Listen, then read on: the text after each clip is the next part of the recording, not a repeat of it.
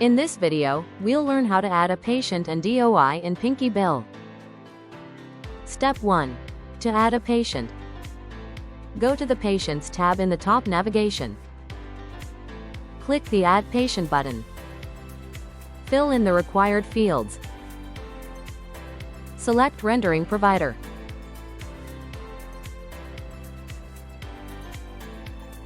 Click Save to add the patient.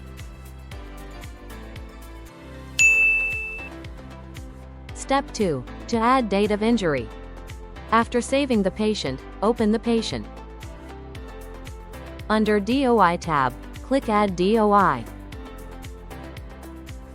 Under Insurance Resource, select Clearinghouse Insurance.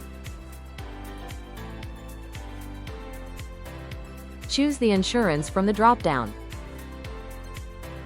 Fill in the primary DOI information.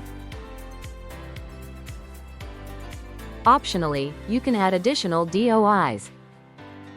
Enter the applicant attorney details, defense attorney details, and adjuster details. Click Save to add the DOI.